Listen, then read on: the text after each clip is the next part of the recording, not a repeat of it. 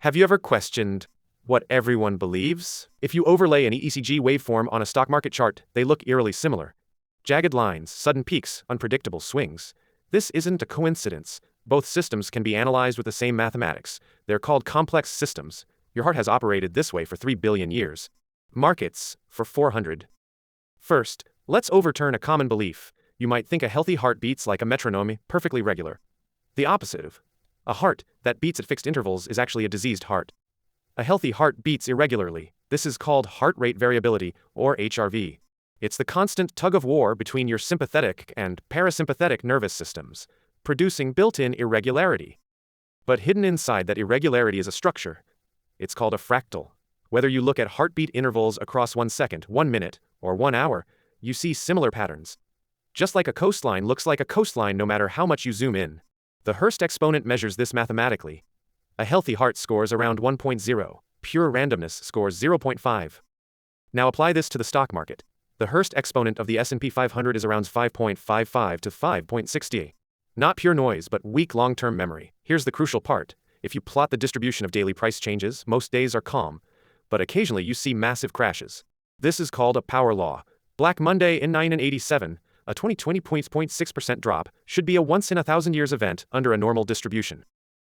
In reality, events like it happen every few decades. Why does this happen? The key concept is self-organized criticality. Drop grains of sand one by one onto a table. They pile up until, suddenly, a huge avalanche cascades down. Large avalanches are rare. They're inevitable. Markets work the same way. Investors watch each other and trade. When one buys, others follow. When one sells, others follow. It's called herding. This positive feedback doesn't produce balance. It produces a system perpetually poised at the edge of collapse. One piece of news can trigger the avalanche. Here's where it and market diverge. The heart has a purpose, homeostasis. No matter how much it fluctuates, it wants to return to a steady state around 72 beats per minute. It's like a rubber ball. Squeeze it and it pops back to its original shape. The market has no such restoring force. The average itself drifts over time. The market is more like a balloon. Keep pressurizing it and it keeps growing. And it never returns to its original size. This is why the heart is locally predictable, while the market is structurally unpredictable. So should we give up on market prediction? Cardiologists have the answer.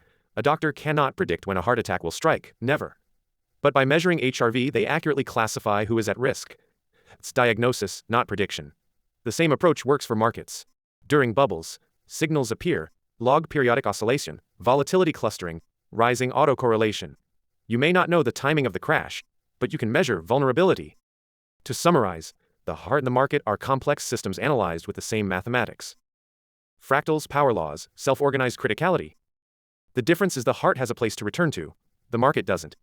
That's why diagnosis is more realistic than prediction.